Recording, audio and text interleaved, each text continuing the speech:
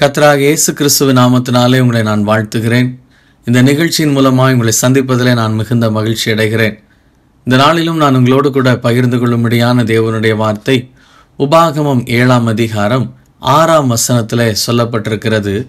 நீ உன் தேவனாகிய கர்த்தருக்கு பரிசுத்த ஜனம் என்று சொல்லி இங்கே சொல்லப்பட்டிருக்கிறது. இன்றைக்கு அநேக சூழ்நிலைகளிலே நாம் சாட்சியை இழந்து போய் நிற்கக்கூடிய நிலைகள் நம்முடைய வாழ்க்கையில் உண்டாகிறது. பிரச்சனைகள் வரும்போது, போராட்டங்கள் வரும்போது, மற்றவர்களால் உபத்திரவப்படுத்தக்கூடிய நிலைகள் வரும்போது நாம் நம்முடைய பொறுமையை இழந்து நாம் உலகத்தாரை போல நாம் செயல்பட்டு விடுகிறோம். நாம் ஒரு நிமிடம் நம்முடைய வாழ்க்கையை ஆராய்ந்து பார்க்கிறது ரொம்ப அவசியமான ஒரு காரியம். நம்முடைய வாழ்க்கையில நாம் தேவனுக்கு பரிசுத்த ஜனம் என்று சொல்லக்கூடிய காரியத்தை குறித்து சொல்லப்பட்டிருக்கிறது.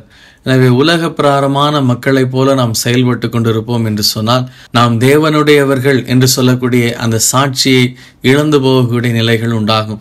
எனவே எல்லாவற்றையும் கர்த்தருடைய சமூகத்திலே சொல்லி அதன் காரியங்களின் மேலே ஜெயம் பெற்று என்ன உபத்திரம் வந்தாலும் போராட்டம் வந்தாலும் நான் கர்த்தருடையவன் என்று சொல்லக்கூடிய அந்த சாட்சியை காத்து கொண்டு நாம் வாழும்போது நிச்சயமாய் கர்த்தர் நம்முடைய வாழ்க்கையில மகிமையான காரியங்களை செய்ய உண்மையுள்ளவராய் இருக்கிறார். எனவே நாம் தேவ சமூகத்தில் நாம் ஒப்பு கொடுப்போம்.